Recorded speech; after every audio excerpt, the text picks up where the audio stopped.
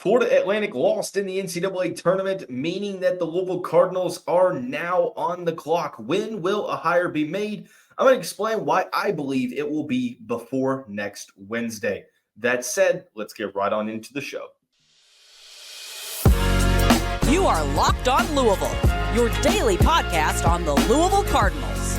Part of the Locked On Podcast Network, your team every day. Hey, what's going on, everyone? Welcome into another episode of the Locked On Louisville podcast. I'm your host, Dalton Pence. Today's episode brought to you by Nissan. Are you the kind of driver that likes to push things a little further? Ever wonder what adventure could be around the next corner? Take the Nissan Rogue, Nissan Pathfinder, or Nissan Armada and go find your next big adventure. Check them all out today at nissanusa.com. Also want to take this time to personally thank you all for making us your first listen of the day. Just a reminder, the Locked On Louisville podcast is free on all streaming services 5 days a week. Your team every day. Florida Atlantic lost in the NCAA tournament earlier on Friday against Northwestern. The season is over for the Owls, and now it seems that Louisville is officially on the clock. When will the Cardinals make the hire? I believe it's going to be within the next week. Probably closer to maybe 3 to 4 days right after the weekend. We'll explain what the timeline will likely look like. Also tell you why you shouldn't overreact to the Owls losing in the first game as it relates to your views on Dusty May. To conclude the show, we will discuss the women's basketball team's season ending abruptly with a tough loss to Middle Tennessee State in the first game of the NCAA tournament. We'll start out on the men's college basketball side of things, where Scott Drew, Baylor head coach, officially stated middle of the week, Wednesday, really Thursday, that he was staying at Baylor and that he was happy there. His family was happy there, and that's that. So Louisville presumably making Drew their top priority. Well, it's all out the window now, and you turn your attention to the next candidate or candidates. Louisville had not made a hire. It seemed like everything has been pointing to Florida Atlantic head coach Dusty May. Granted, it's all speculation because Josh Hurd has kept things extremely close to chest. It is frustrating from a fan's perspective because it's just been a bunch of hearsay, a bunch of speculation over the past couple of weeks. But I like that from an athletic director point of view because you're not showing your hand. If you have an ace in the hole, you're keeping it hidden. I'm a fan of that. I like how secretive Josh Hurd is being. But seems like everything from the local to the national scale of media, everything's pointing to Dusty May. And for good reason, Dusty is a pretty solid coach. But with Florida Atlantic losing in the NCAA tournament to Northwestern on Friday afternoon, 77-65 in overtime, it has a lot of people wondering, well, when is Louisville going to make the hire? When are they going to make the announcement? I think it is key here to obviously state that we are assuming that it's Dusty May. Now, all signs are pointing to him. Some say that he has his choice between Louisville and Michigan, and many people on the Louisville side believe that he would indeed choose the Cardinals. Some believe that he already has chosen the Louisville Cardinals. But at this point, we're sort of just talking about this from a bird's eye view because we don't know. Presumably, like I said, all signs are pointing to May. And it helps the case for May because the Cardinals didn't make a hire this week. When Scott Drew said no, or publicly said no, Louisville did nothing. So it would ultimately, you would feel like it would rule out guys like Mick Cronin, like Eric Musselman, coaches that didn't make the NCAA tournament, whose seasons have been over for over a week. You have those two coaches, a couple other coaches that wouldn't make sense for the Cardinals. But even if it's not Dusty May, let's play the hypothetical. Let's say it's not Dusty May, and instead they go with another name like a Pat Kelsey from the College of Charleston. Well, they play this weekend too. They play later on Friday. They haven't played whenever I've recorded this show. but it's unlikely that they make it to the Sweet 16, so the timeline would thus pretty much be the same in that the Cardinals will make a hire within the next week. I feel pretty confident in saying that, and that's no inside information. That's my intuition, reading between the tea leaves and understanding that we're at March 22nd right now. The last week or so of March is usually when the vast majority of head coaching hires are made in college basketball because coaches are, done with their tournaments. Their seasons are over. They get a chance to talk to their team, talk to their families. I think this one is going to move rather quickly. We could hear some rumblings at some point over the weekend that both parties are in contact. I think that this is going to go one of two ways. I think that it will be announced early next week, Monday, potentially Tuesday, Wednesday at the very latest, that Dusty May will take the job at Louisville, or option number two, you start to get speculation throughout the weekend, and it is confirmed early weekend. A press conference follows midweek. I think that that's likely how this is going to go, if it's May or if it's not May. The only way it wouldn't be is if you were to go out and hire a guy like a Jay Wright or a Billy Donovan or another coach that is either going to still be in the tournament, which at this point it doesn't seem like there's going to be. We talk about, well, maybe there's a mystery candidate. The more and more I think about it and truly dive into it, with the number of coaches that we've seemingly crossed off the list, those that don't make sense, Scott Drew obviously is not coming. It doesn't really add up that there is a mystery candidate. It feels like all signs are pointing to Dusty May, like I said, both on the local and national level. So even if it's not, there are some coaches that I think are coaching this weekend that probably won't make it to the next weekend of the tournament, which the timeline would pretty much be the same, maybe a day later or so. But I think that this is going to move rather quickly now. Scott Drew has said no, and Dusty May's season is over. He's likely going to take a couple days, talk to his players, talk to the administration and the university, get things ironed out with the University of Louisville. When that board meeting is called, it's going to be pretty much all official. And I think by this time next week, we're talking about University of Louisville head coach Dusty May.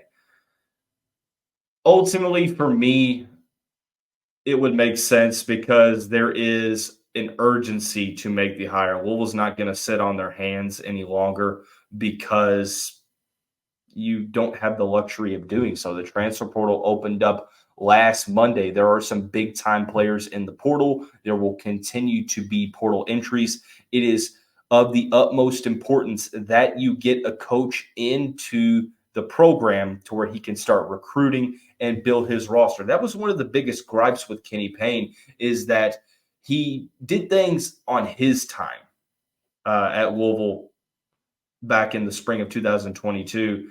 He did have to recruit with the NCAA Black Cloud, but I don't think he did himself any favors, and that really frustrated a lot of people. I think Josh Hurd is knowing that, hey, look, we've got to make a hire. We've got to make it quickly. If Dusty is the guy, let's go ahead and get this thing taken care of. Let's get him announced. Let's get him in the saddle, in the fold, so he can go out and start recruiting, building the team, building back the relationship with the fan base. Needless to say, next week, in my opinion, is going to be a very important week for this Louisville men's basketball program, historically speaking, because this is a very, very huge hire. I mean, the gravity around this hire cannot be under or overstated, and it seems like all signs are pointing to Dusty May. I guess I would be remiss if I said that there is a possibility that it's not Dusty and that this is all just a smokescreen, which I suppose it could be. And just because I'm talking about, I think that Louisville's going to hire Dusty, now it's going to show that, hey, it's actually somebody else, because that's my luck. And I've had almost a week of talking about Dusty. But for me, it seems like it's obvious, and multiple people are starting to sort of catch wind of that. Louisville posting the assistant job openings on Indeed and job posting services, seemingly indicating that a head coaching hire is imminent. There have been people that said He's already got an offer on the table from Louisville. And like I mentioned, I think we see this go rather quickly now for the university. So keep your eyes out this weekend. If you start hearing word about a hire on Sunday, seems like all signs would point right to Mr. May. But I think a lot of people, or a good portion of the fan base, has sort of soured to the idea of Dusty May now due to the Owls' lackluster opening round loss to Northwestern. The key here for me is to not overreact. Don't do that. I'm going to explain why you shouldn't panic about this or overreact here, momentarily after we talk about our friends over at Manscaped. This episode is brought to you by the Spring Cleaning Champions. Manscaped this season, make sure to groom your carpets and the drapes with the leaders in below-the-waist grooming. Clear out that winter bush with Manscaped Lawnmower 5.0 and watch your confidence bloom like the springtime flowers. For me, I think I think with the compact case, you can take it anywhere you go. It gives you a little bit of options of where you can travel with it. Introducing the season's champ, the Lawnmower 5.0 Ultra. Be sure to look that up on Google. It is next level. Do yourself a favor. Go to manscaped.com and use the code LOCKEDON for 20% off plus free shipping. Once again, 20% off and free shipping with the code LOCKEDON at Manscaped. Nothing like a little spring cleaning in your pants. Also want to take this time to tell you about our friends over at Game Time. You shouldn't have to worry when you buy tickets to your next big event. Game Time is the fast and easy way to buy tickets for all the sports, music, comedy, and theater events near you with last-minute deals, all-in prices, view from your seats, and their best price guarantee. Game Time takes the guesswork out of buying tickets.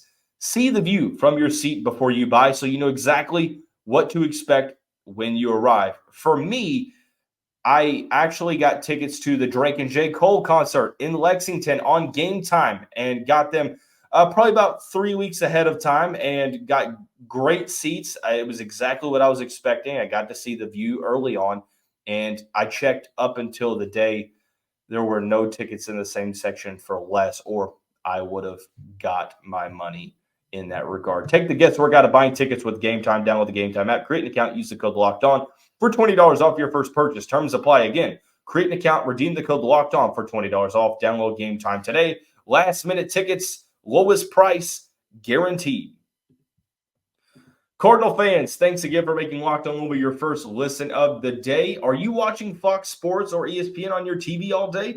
Have to turn down the volume with all that shouting? Make the switch to Locked On Sports today, a free 24/7 sports streaming channel programmed for you every day to bring you the biggest stories without all the screaming. Locked On Sports today brings you can't-miss analysis, opinions, and news. Streaming 24/7 on YouTube or the free Amazon Fire TV channels app, part of the Locked On Podcast Network, your team every day. Dusty May's showing in the NCAA tournament this year, it was lackluster. Florida Atlantic turned the ball over a ton. They couldn't get into a rhythm offensively. Their last shot of regulation was confusing to say the least. John L. Davis walked it up into the half court and took a deep three that looked like it got blocked. And Florida Atlantic got outscored 19-7 in the overtime period. They turned the ball over 21 times. They had only 10 assists. They shot 19% from the three-point line, and they got out-rebounded as well. It wasn't a great performance.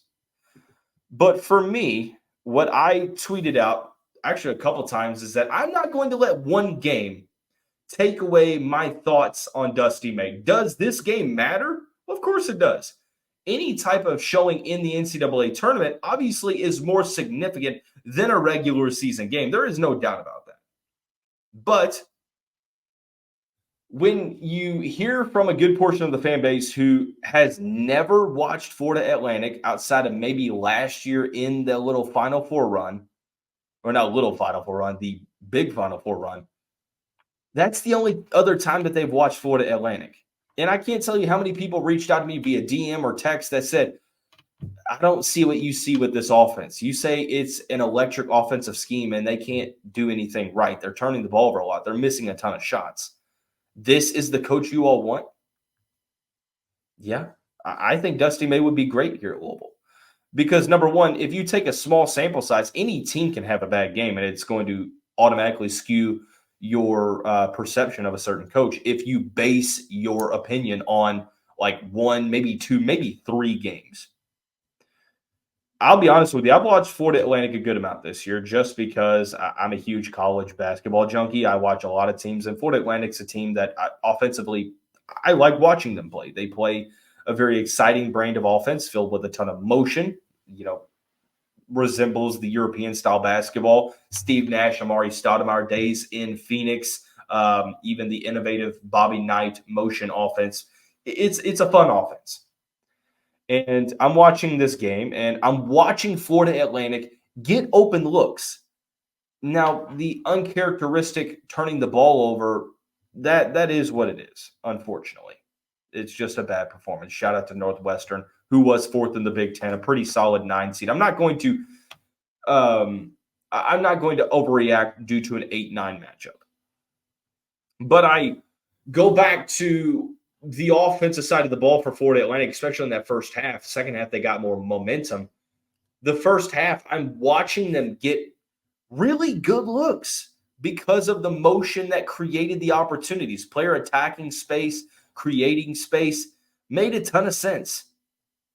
Unfortunately, the game of basketball is a make or miss game, and Florida Atlantic just really couldn't throw the ball into the ocean at this point. And it is what it is. But I see a lot of takes on social media. It's like, yeah, I'm all right. I don't want Dusty May. Couple things here. Number one, like I said, it is a small sample size. I don't think winning this game. Now, if they were to – here's the thing about it is even if they win this game and they lose to UConn, I don't really think that there's much we can take away from Dusty May at the moment. But if they were to make another Final Four run, I guess obviously his name would get talked about a good amount more. But one game is not going to take away the pros, and it's not going to take away the cons. The fact of the matter is that the benefits are still the benefits. The risks and the drawbacks are still the drawbacks. Dusty May is a younger coach, 47 years old, that has an exciting brand of basketball on the offensive end. He is solid at player development. He has done work in the transfer portal class. He has an eye for scouting. A lot of these players are unranked guys. But there's questions as to whether or not he can handle the spotlight at Louisville, whether he can recruit with the top programs, and whether he can, run a very good defensive side of the basketball program. And I think that those are all concerns. They would still be concerns if Dusty May went to the Elite Eight or the Final Four again. I think we're in a very reactionary state of social media and culture nowadays to where everything has to be a hot take. Everything has to be a microwave society. Everything's got to be right then and there. What have you done for me lately? Dusty May could have won the last 4 national championships and make the NIT this year. And he's like, oh, Dusty May's a bad coach. And obviously that is sort of a very extreme analogy and example there, but it's true. I saw a coach that was coaching a team that lacked the talent in personnel. Truthfully, the expectations for Florida Atlantic were a little too high coming off of the Final Four run. It wasn't a probable Final Four run. It's not like they were a top 4 seed. They were the 9 seed that went to the Final Four, and they had a couple of great breaks along the way that helped them out. This is no disrespect to Florida Atlantic. I'm just saying that them being an 8 seed as a mid-major, it's impressive. Now, did they underachieve in the eyes of Owl fans? Probably, because they had high expectations coming off of a Final Four. And to say that they would lose in the first round of the next tournament, of course you're not going to say that meets expectations. But they joined a tougher conference. They had a very tough out-of-conference schedule, and they held their own against pretty solid Power 5 teams. They beat some very good teams this year. They played hard against very good teams this year. I think effort and scheme masked over a lack of just overall talent. A lot of these guys, granted, great players. What you're trying to do is that you can't convince me that the scheme's not going to work with better players at Louisville. I believe it. I believe it will. Now he has to show he can get those better players, but if he does, the scheme is there. I've watched them enough this season to know that offense is legit.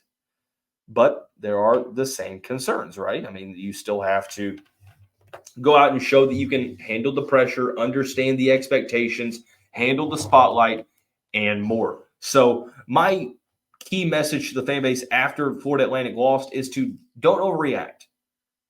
If you have concerns, you have concerns. If you have encouraging factors in play, then you do. However, do your research. Go back and watch more Florida Atlantic games. Listen to press conferences. Talk or listen to how Dusty May talks. That's just what I would recommend.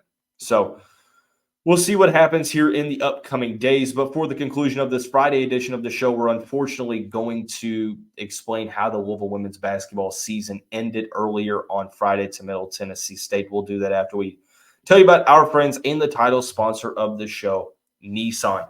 This week's March Madness Bracket Highlight is brought to you by our friends over at Nissan. Each week we're picking one team that stands out, a team that's pushed it further than the rest, just like any of all the new 2024 Nissan SUVs. These guys were able to take it to the next level. The Arizona Wildcats can only be described as the Nissan Armada. This 2-seed is as hardcore as it gets out there, so it's no wonder they took it to Long Beach State in the first round of the NCAA Tournament. They're a favorite picked by many to make a run and will face Dayton tomorrow on Saturday for a chance to go to the Sweet 16.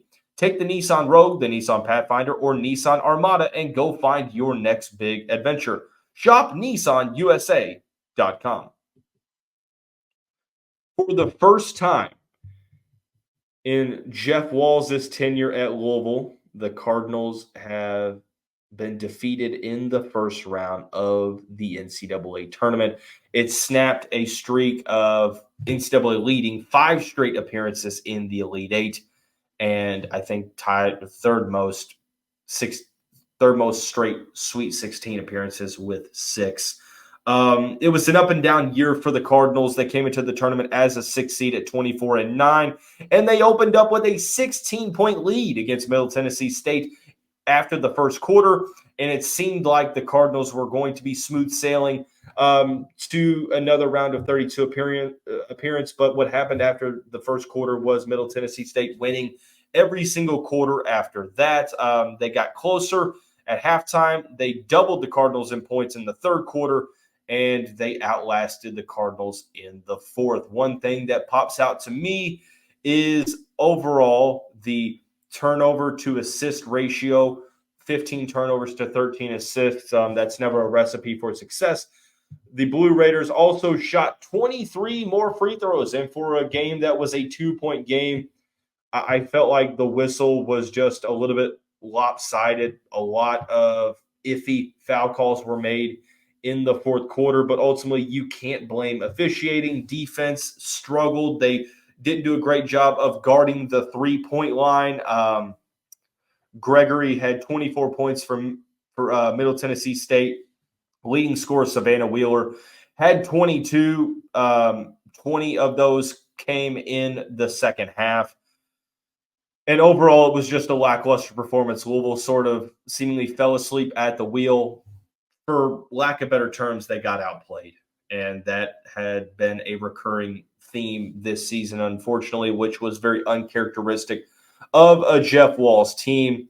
And we have been deprived of a very highly anticipated matchup between the Louisville Cardinals and the LSU Tigers.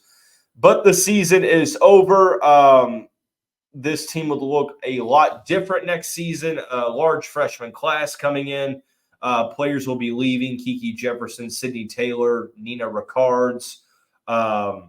You bring players back like Nyla Harris, Olivia Cochran, assuming the players don't enter the portal. But Olivia Cochran led the Cardinals with a 17-point, 10-rebound double-double.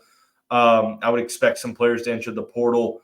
This is a very key offseason for the Cardinals program. I think that they have to get NIL squared away and get some funds available for the women's basketball program to be able to compete with the likes of South Carolina and Iowa and now USC and a couple other programs around the country, UConn, the list goes on, because it seems like Louisville is falling a little bit behind. Now, I say that knowing that the Cardinals were in the Final Four 2 years ago. Last year, they were in the Elite Eight, but they haven't had an elite top 10 recruit in a couple seasons now. They've missed out on some elite transfers, and it's going to be a point of emphasis moving forward that, Jeff Walz has the NIL backing at his disposal that he can utilize going up against these top programs, because as prolific as a coach is, there are some top programs competing for top players, and you have to have the NIL situation squared away. And ultimately, I think that Louisville is going to, make some adjustments and improvements in that realm. But this is a key offseason, because I'm not going to say it was a failure of a season, but didn't end the way in which anybody wanted it to. Like I mentioned, the first time in Jeff Walz's tenure at Louisville that he that his team lost in the first round. It was very, very disappointing. It hurt to see the players emotional on the sideline. You never want to see a season end, and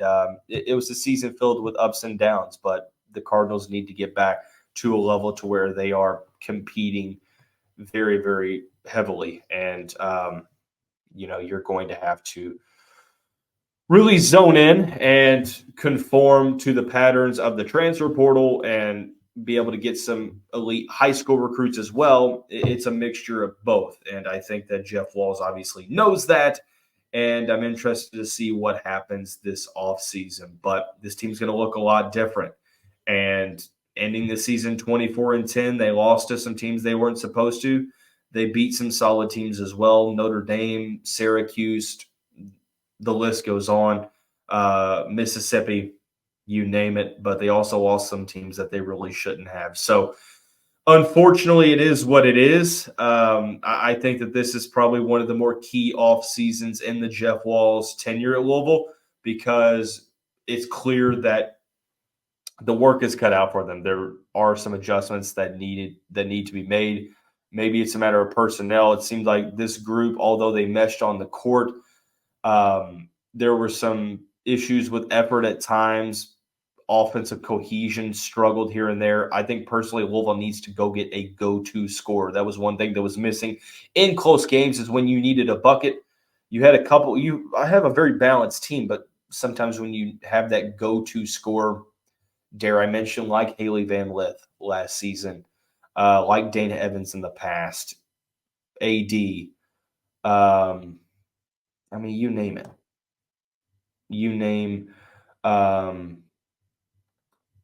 the fact that Louisville needs to go out and get a go-to scorer, whether it be the portal. I think it's probably got to be the portal, because the high school ranks at this point, most of the players are committed. So we'll see what's going to happen this offseason. I have faith in this program. I'm sad to see the season end. Terrific group of players. Wish them the best, those that will be leaving. Reiterate to the players coming back that let's get to work. Let's get back to the Final Four and try to claim the program's first national championship. But unfortunately, a very rough ending to this season. But that's going to wrap up today's episode of the show. Everyone have a great day. We'll see you right back